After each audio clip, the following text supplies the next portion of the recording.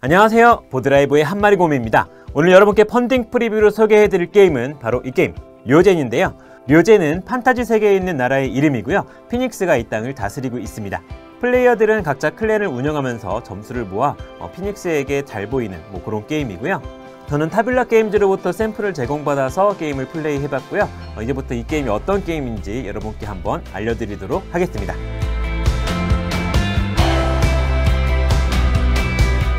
료젠은 2인에서 4인이 즐길 수 있는 일꾼 놓기 게임입니다. 게임은 총 3번의 라운드로 이루어지고요. 각 라운드는 낮 단계와 밤 단계, 그리고 새벽 단계에 또 3번의 소 단계로 이루어집니다. 우선 낮 단계를 시작하면요, 먼저 이벤트 카드를 인원수보다 한 장 더 많게 뒤집어서 공개합니다. 이 이벤트 카드들에는 부정적인 효과들이 붙어 있는데요. 라운드를 마칠 때 그 효과들이 실행되니까 라운드를 진행하는 동안 그 효과를 피할 수 있도록 계속해서 게임을 진행하게 됩니다. 각자 자신의 일꾼들을 가지고 시작하는데요. 3, 4인풀에서는 이렇게 어프렌티스 넷과 파이터 하나를 가지고 시작을 하고 2인풀에서는 어프렌티스가 하나 더 넣어서 총 6개를 가지고 시작합니다. 그리고 게임 중에 이 일꾼들을 계속해서 다른 더 좋은 일꾼들로 교체해가면서 게임을 진행하게 될 거예요. 이제 시작 플레이어부터 시계 방향으로 돌아가면서 차례를 진행합니다. 자기 차례가 되면은 일꾼을 하나 골라서 그 일꾼을 게임판에 원하는 곳에 놓습니다. 일꾼을 놓을 수 있는 영역은 총 6개의 메인 영역과 그리고 특별한 영역 가운데 하나가 있어요. 일꾼을 놓을 때는 앞면으로 놓을 수도 있고요, 뒷면으로 놓을 수도 있는데요. 앞면으로 내려놓을 때는 자원이 들지 않고요, 그 일꾼이 가지고 있는 특수 능력을 사용할 수 있습니다. 뒷면으로 내려놓을 때는 반드시 1원을 내야 하고요, 그 일꾼이 가지고 있는 특수 능력을 사용할 수는 없어요. 대신 앞면으로 내려놨을 때는 밤 단계 때 이 친구가 영향력 1점으로 계산이 되지만 뒷면으로 내려놓은 친구는 영향력이 2점으로 계산이 돼요. 이 부분에 대해서는 조금 이따 다시 설명해 드릴게요. 그리고 누군가가 무료 자리를 사용하고 있어서 요런 아이콘이 그려져 있는 자리로 들어가게 되면은 이 자원을 내야만 여기에 들어갈 수가 있어요. 앞면이든 뒷면이든 일꾼을 내려놓았다면 그 장소에 낮 행동을 즉시 합니다. 장소별로 어떤 특징이 있는지 한번 알아보면요. 자, 게이트에서는 일단 등불을 하나 받고요. 여기 있는 4장의 카드 중 1장을 버릴 수가 있습니다. 나에게 불리한 카드를 버리면 좋겠죠? 캐피탈에서는 스크롤을 하나 받고요. 내 말을 제가 가장 맨 위로 올려줍니다. 자, 이게 어떤 거냐면요, 이 게임에서는 동점이 나오는 상황이 굉장히 많은데 그 동점이 나오는 상황에서 이 첫 번째, 두 번째, 세 번째 순서로 우선순위를 줍니다. 자, 림의 일꾼을 놓았다면 2가지 중 1가지를 할 수 있는데요. 내 앞에 이렇게 마을을 깔고 그 앞으로 한 칸을 움직이거나, 또는 이미 깔려있는 마을 위로 2칸을 움직일 수가 있습니다.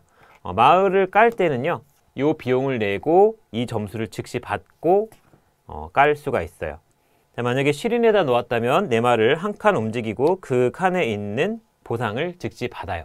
자, 그리고 스프링스로 갔다면 이 3장의 카드 중에 1장을 가져옵니다. 가져올 때 요 오른쪽 위에 있는 비용을 내고 가져와야 되고요. 각 카드마다 특별한 기능들을 가지고 있어서 이후에 유용하게 사용할 수가 있어요.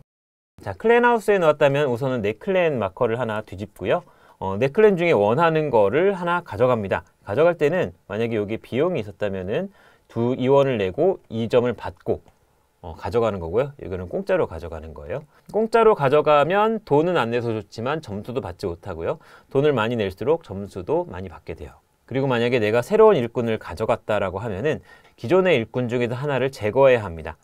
보통 이런 어프렌티스가 제거가 되겠죠? 이런 식으로 해서 내 일꾼들을 계속해서 업그레이드 하면서 게임을 진행하게 돼요. 이 가운데 있는 피닉스 팰리스는 굉장히 특별한 공간입니다. 위에서 보면 잘 모르겠지만 이렇게 이런 건물로 되어 있고요. 내가 가운데다가 놨을 때 둘 중 하나를 선택을 하는데요.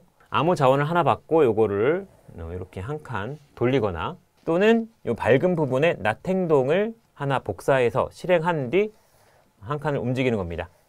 내가 원하는 행동 칸이 다른 말들로 꽉 차 있다면 여기에 들어갈 수가 없기 때문에 피닉스 팰리스에다가 내 말을 놓고 밝은 쪽에 있는 행동을 즉시 할 수가 있는 거예요. 그리고 한 칸을 돌립니다. 자, 이렇게 돌아가면서 모두가 자신의 일꾼을 다 사용했다면 다음 단계인 밤 단계로 넘어갑니다. 자, 밤 단계가 되면 지금까지 남아있는 이벤트들을 모두 왼쪽에서부터 순서대로 실행을 시키고요. 각 구역별로 밤 효과를 실행합니다. 자, 이 칸 같은 경우에는 누구라도 한 명이라도 여기에다가 일꾼을 놓았다면 4점을 얻고요. 그리고 여기에 가장 영향력이 높은 사람이 요 오렌지 샤드를 받습니다. 여기서는 얘가 영향력 1, 뒤집혀 있는 얘가 영향력 2이기 때문에 보라색이 요거를 가져가게 돼요. 다른 곳들도 모두 마찬가지입니다. 기본적으로 여기다가 하나라도 놨으면 점수를 받고 가장 영향력이 높은 사람이 요 샤드 보상을 받게 되는 거예요. 그런데 영향력이 같다 라고 했을 경우에는 이 순서가 가장 빠른 사람이 보상을 받게 돼요. 여기는 스크롤 하나 받고 영향력 가장 높은 사람이 초록색 샤드를 받는 거고요. 여기는 원하는 자원 하나를 받고 1등은 초록색 샤드를 받는 거고요. 여기는 등불 하나를 받고 1등은 보라색 샤드를 받는 거고요. 여기는 돈 1원을 받고 1등은 보라색 샤드를 받는 겁니다. 중앙에 일꾼을 놓았다면 놓은 일꾼마다 2점을 받고요. 가장 영향력이 높은 사람이 선마커를 가져가게 됩니다. 아까 말씀을 안 드렸었는데요. 중앙에다가는 이렇게 거꾸로 놓을 수가 없고요. 똑바로만 놓을 수가 있어요. 그래서 무조건 모두가 영향력이 1일 테고요. 그리고 기능이 있는 일꾼을 여기다 놨다고 하더라도 그 일꾼의 기능은 사용되지 않습니다. 자, 이렇게 밤 단계 효과를 모두 실행하고 나면 새벽 단계가 오는데요. 자, 새벽 단계 때는 자기가 배치했던 일꾼들을 모두 자기 손으로 가져간 뒤에 새로운 라운드를 시작합니다. 만일 세 번째 라운드가 끝났다면 그것으로 게임을 마칩니다. 자, 게임이 끝나고 나면 이렇게 추가 점수를 얻게 되는데요. 내가 똑같은 샤드 3개를 모았다면 그것으로 9점을 받게 됩니다. 그리고 서로 다른 샤드를 하나씩 모았다면 그 세트 하나당 6점을 받게 되고요. 그리고 여기저기에도 끼지 않는 샤드들은 모두 1점으로 처리가 됩니다. 그리고 돈 3개나 등불 3개, 스크롤 3개당 3점씩 점수를 받고요. 그리고 자기가 가지고 있는 카드에 해당하는 점수까지 다 더해서 가장 점수가 높은 사람이 승리합니다. 여기에서도 동점이라면은 여기 순서가 더 빠른 사람이 이겨요.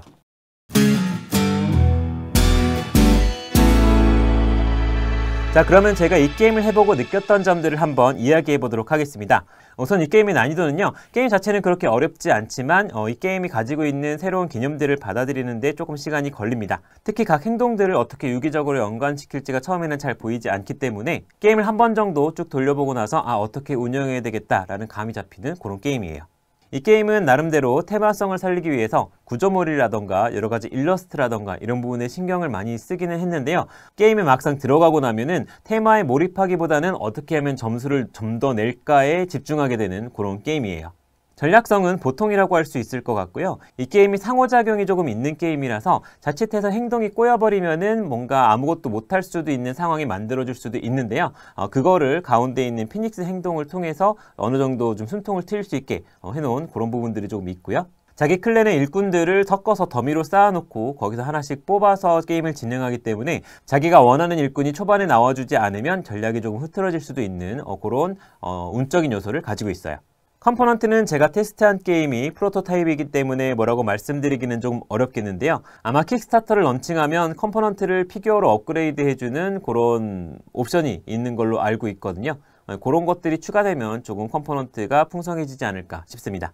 이 게임은 장치적 리플레이성 요소는 그렇게 들어가 있지 않고요. 이벤트 카드의 구성에 따라서 게임의 양상이 조금 달라지는 정도입니다. 조금 더 다양한 일꾼들이 나오는 확장이 추가된다면 리플레이성이 많이 올라갈 것 같아요.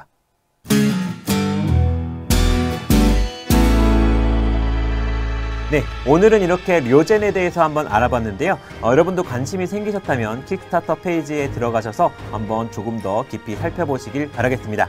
저는 다음에 또 다른 게임을 가지고 여러분을 찾아오도록 하겠습니다. 보라돌이 여러분, 안녕!